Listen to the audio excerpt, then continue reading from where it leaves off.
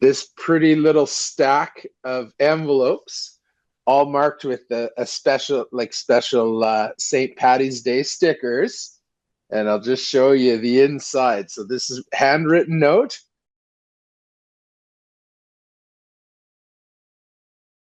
So let's go ahead and jump in. Who would like to share some good news with me? Who's got some good news? Here's my good news for the day. This pretty little stack of envelopes, all marked with a special, St. Patty's Day stickers. And I'll just show you the inside. So this is handwritten note with, I put a little sticker with two of these scratchies, like you'd said.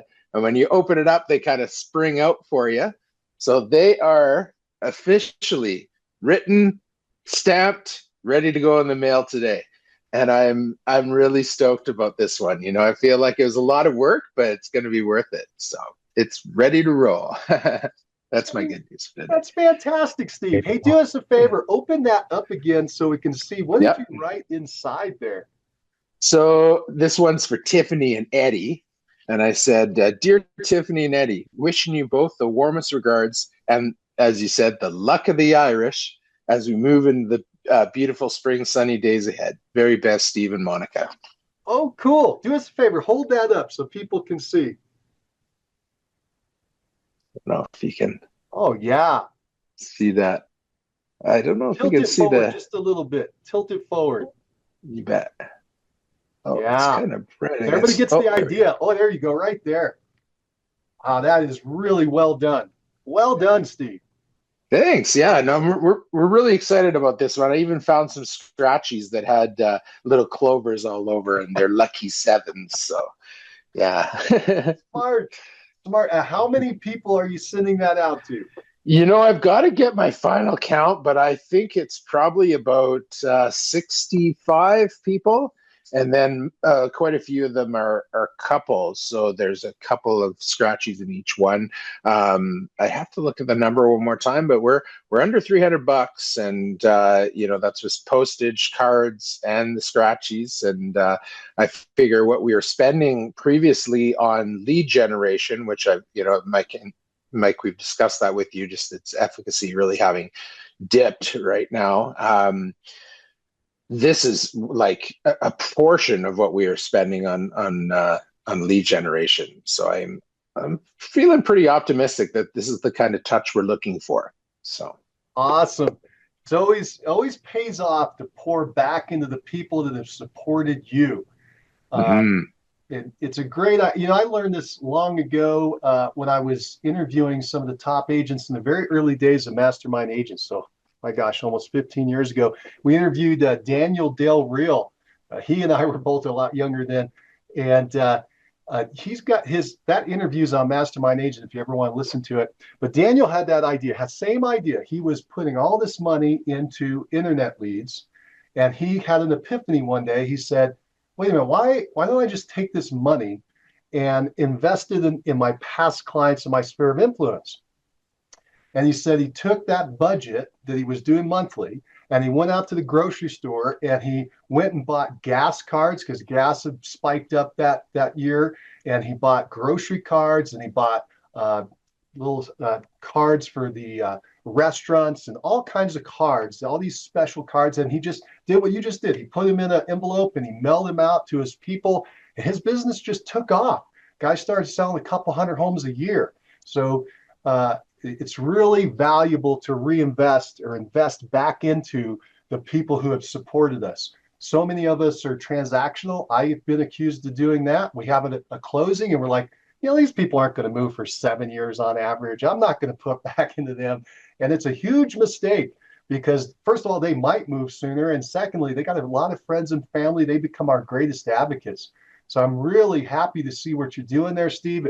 Very well executed. And just a reminder, I keep pounding this drum. Right now is the time to get in front of your people. We're going into the spring markets. Everybody's market that I believe is on the call is going to have this huge uptick if you haven't seen it already, and over the next couple weeks and months. And you're already a little behind the curve if you're not on it. but it's not too late. Jump in and go right at it 100% as quickly as you can get in front of your people as frequently as you can. This is the time of year to overdo it, to send too much information, to get in front of them too often. Okay, this is the time of year because so many people are thinking about moving right now and will be over the next couple of weeks. Now is the time to get in front of your people. So excellent job on that project, Steve. Thank you for showing us what you did. Oh, how long did it take you to put together the 65 cards?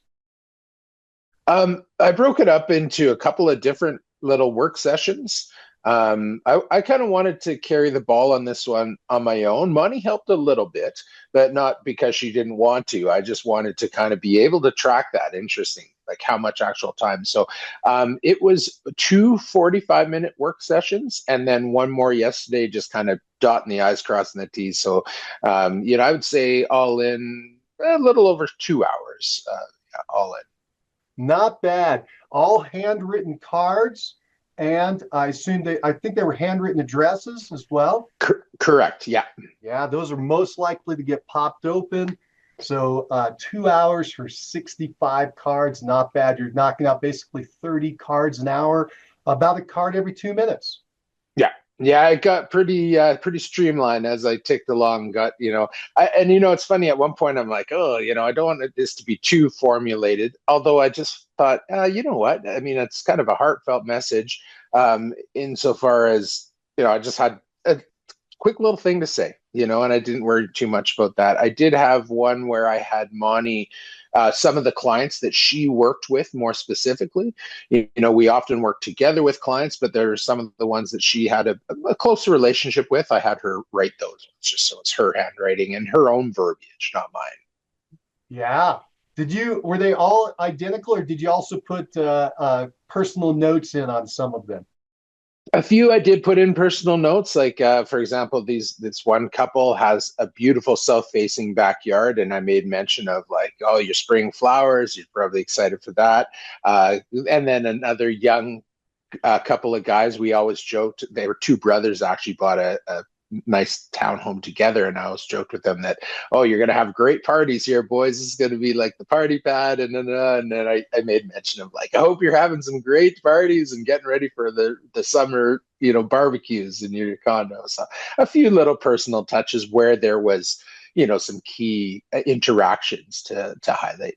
Oh yeah, that adds even extra little connections. So that's fantastic. Hey Steve, one final question. How many closings did you have last year? We had 35 closings. 35 closings. And yeah. The reason I'm asking that is because I want to point something out. You're an action taker. You're an action taker.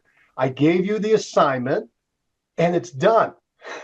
I mean, that's why you're getting the results that you're getting. You're an action taker. It's phenomenal. And so I congratulate you and I thank you for being here and sharing. I'm really proud of you for taking action. Thanks, Mike.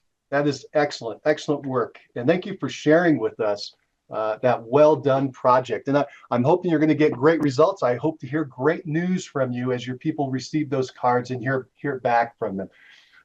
So good job on the St. Patty's Day mail out.